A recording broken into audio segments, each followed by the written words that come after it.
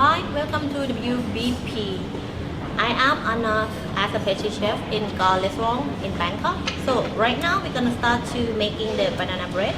So first we have the banana water that during the process we kind of like blend the banana with the, to get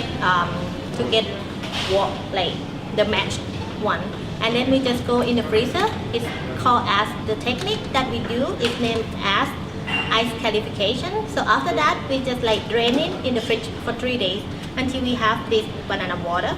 So right now I'm just gonna put in the glasses in small amount. And the next one for this dish is gonna be the raspberry chill.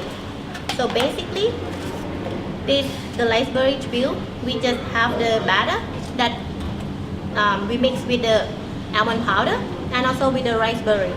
And on top we go with the cereal from Thailand such as pumpkin seed, watermelon seed and the Thai almond. And then we just cook in the oven for 7 to 8 minutes at 160 Celsius degree. And then once it's cooled down, we just like remove it from the silk pot and we break down to small pieces and we're ready to serve for the customer.